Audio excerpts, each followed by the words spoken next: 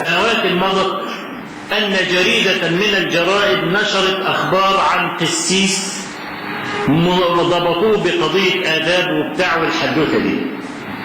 فاكرينها طبعا. جميل. لما الجريدة دي تورطت ونشرت هذا، إيه اللي حصل؟ أغلقت الجريدة فورا ودخل رئيسها أو صاحبها السجن ومات في السجن. ولحد النهارده بيجيبوا صورته ويقول لك شهيد الكلمة. خلاص؟ من شهر واحد أو شهرين إحدى الجرائد جابت شيخ الأزهر في الصفحة الأولى لابس عمة بابا الفاتيكان وماسك الصليب بإيده. في الصفحة الأولى ماسك الصليب بإيده. اتقفلت؟ لا، ما اتقفلتش. حكم هذا الولد اللي عمل القصة دي الله أعلم. انتوا شايفين ان العملية فيها عدل، في سواء؟ ده لما رسم شيخ الأزهر هكذا لم يهن شيخ الأزهر وحده، إنما أهان جميع المسلمين، ليس في مصر وحدها ولكن في العالم كله. شيخ الأزهر ده أكبر رأس عندنا في البلد، يمثل المؤسسة الدينية. إزاي يرسم بهذه الصورة؟ إزاي الرجل الذي يقول لا إله إلا الله يمسكه صليب؟ إزاي حصل ده؟ وبعدين الجريدة التي أغلقت ومات صاحبها ده كان مجرد قسيس، ما كانش رئيس القساوسة زي ما شيخ الأزهر رئيس العلماء هنا. دي جرأة، ما عادش فيه حمى لحد.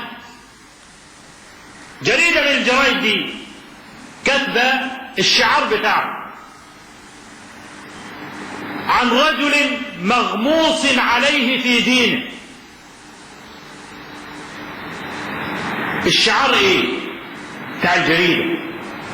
الحرية الحقيقية تحتمل إبداء أي رأي ونشر أي فكر وترويج كل مذهب.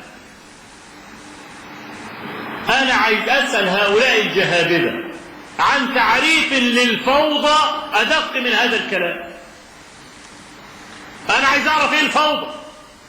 لما يكون الحرية الحقيقية أن تقول ما تريد حتى لو كان كفرا بواحد، ما هو ده معنى الكلام. أي وكل من صيغ العموم، من صيغ العموم عند علماء أصول الفقه. أمال أنتوا زعلانين ليه من تنظيم الجهاد المسلح؟ مش ده فكر؟ ما هي دي تبقى حرية حقيقية على مذهبكم. الناس اللي بيكفروا المجتمعات كلها، ما هو ده ترويج أي مذهب. معنى ذلك أن هذه الجريدة مستعدة لترويج القتل المسلح ومستعدة لترويج الفكر التكفيري وأي حاجة تخطر على البال. هذه الجريدة مستعدة ومعتقدة أن هذا من الحرية الحقيقية. إيه الفوضى بقى؟ تطلع إيه الفوضى لما دي الحرية الحقيقية؟ هي دي بقى العقلية التي تنشر على الناس يوميا مئات الصفحات الملآنة بالكذب،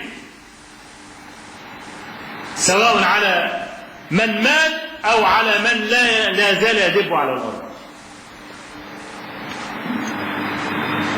طيب، هو بقى جاب أن أبا هريرة رضي الله عنه لزم النبي صلى الله عليه وسلم 1 سنة و9 شهور منين؟ ما هو الفهم نعمة. الفهم ده نعمة من عند الله سبحانه وتعالى.